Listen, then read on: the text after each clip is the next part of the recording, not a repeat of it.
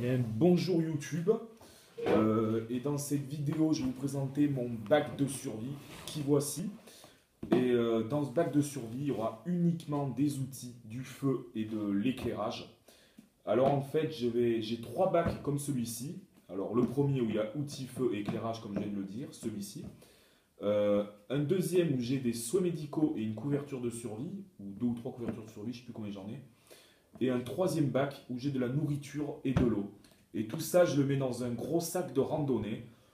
Ça me fait pour à peu près, il doit peser 10 kilos le sac, donc c'est vraiment super, c'est pas trop lourd. Et il y a tout ce qu'il faut pour survivre. Donc aujourd'hui, je vais vous présenter ce bac, le numéro un. Alors on va commencer, on va l'ouvrir. Donc c'est un bac assez petit, hein, ça doit faire 20 cm sur 10. Donc c'est parfait pour entrer dans un sac de randonnée. Donc, premièrement, dans le bac, on peut trouver des gants comme celui-ci de jardinage. Alors pourquoi j'ai pris des gants? Je sais, c'est pas très courant dans les kits de survie, mais moi je trouve ça important car ça évite de se tailler quand on manipule un couteau, de se blesser bêtement en taillant du bois ou en utilisant notre hachette ou notre hache. Euh, et ça évite de gaspiller des soins médicaux pour rien alors qu'on aurait pu l'éviter. Donc voilà pour les gants. Ensuite, un bloc de papier. Alors pourquoi un bloc de papier? Tout simplement pour laisser un mot, par exemple, à quelqu'un de notre famille qu'on n'a pas eu le temps de voir avant de partir.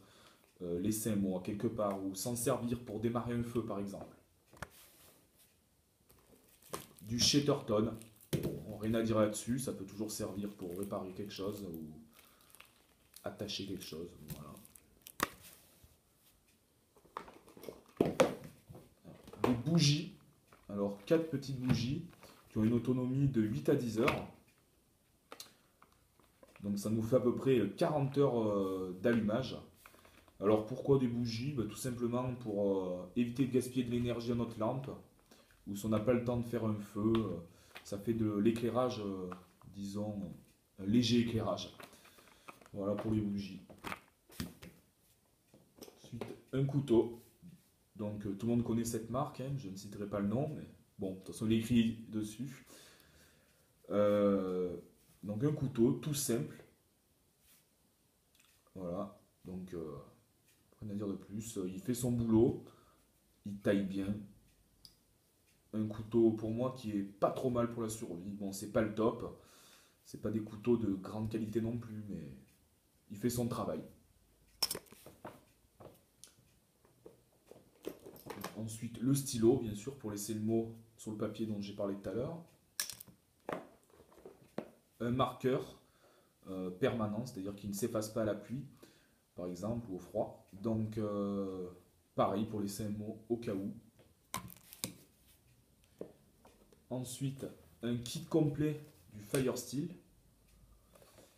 Donc, je l'ai payé 12 € sur Amazon. Il est bien complet. Donc, je vais l'ouvrir. Je vais vous montrer le contenant. Donc, voilà. Alors, on peut trouver un bout de coton. Alors, ça, j'ai jamais bien regardé, mais je pense que c'est des petits cubis allume-feu. Donc, il y en a deux, si je ne me trompe pas. Et le Firesteel. Voilà. Son petit grattoir. Donc, il fonctionne bien.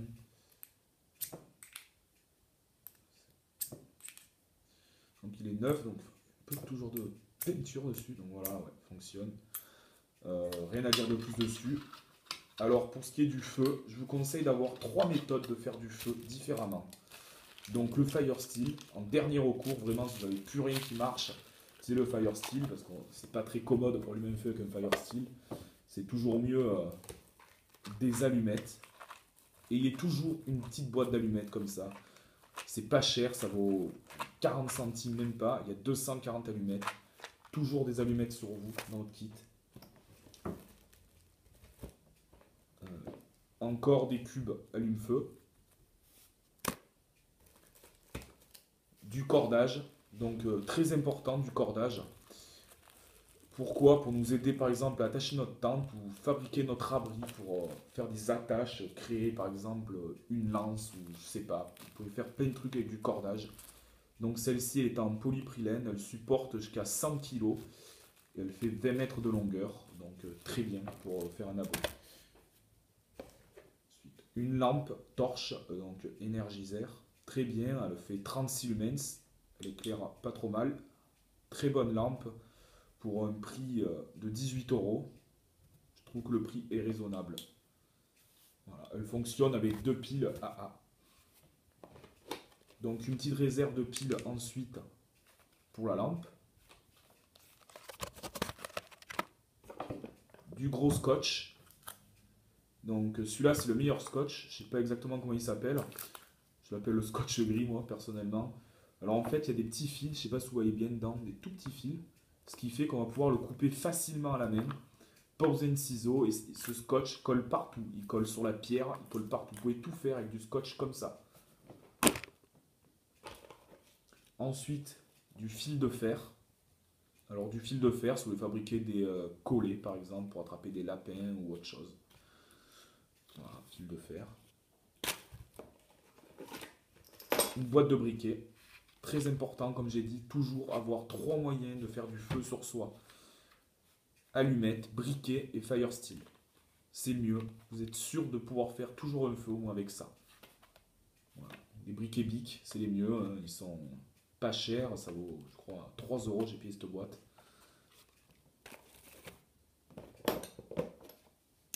Une pince coupante pour pouvoir couper du fil de fer ou couper un grillage sur la route qui nous gêne pour passer. Couper un grillage, voilà.